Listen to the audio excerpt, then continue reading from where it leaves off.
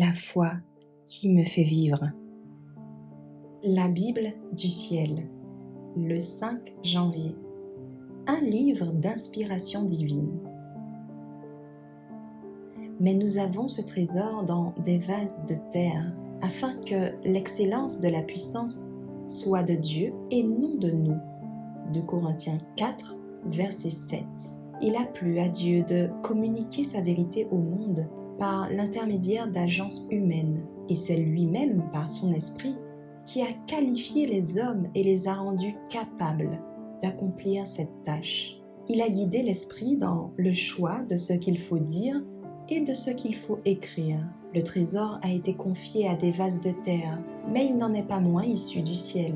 L'enfant de Dieu, obéissant et croyant, y voit le témoignage de Dieu, la gloire d'une puissance divine pleine de grâce et de vérité. Les auteurs de la Bible ont dû exprimer leurs idées dans un langage humain. Elle a été écrite par des hommes humains. Ces hommes ont été inspirés par le Saint-Esprit.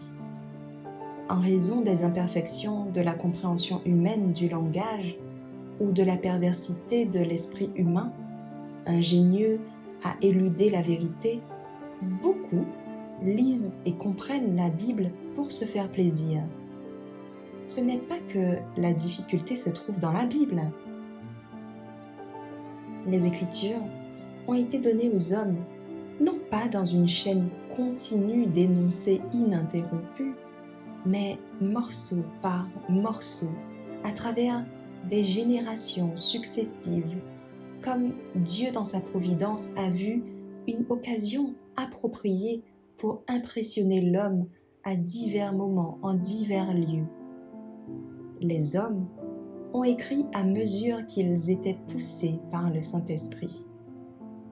Il n'y a pas toujours un ordre parfait ou une unité apparente dans les Écritures. Les vérités de la Bible sont comme des perles cachées.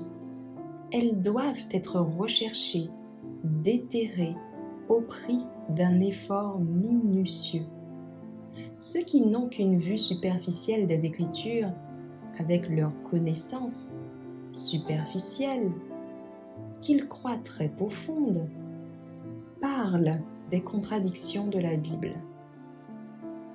et mettent en doute l'autorité des Écritures. Mais ceux dont le cœur est en harmonie avec la vérité et le devoir scruteront les Écritures avec un cœur préparé à recevoir les impressions divines. L'âme, illuminée, voit une unité spirituelle, un grand fil d'or qui traverse l'ensemble.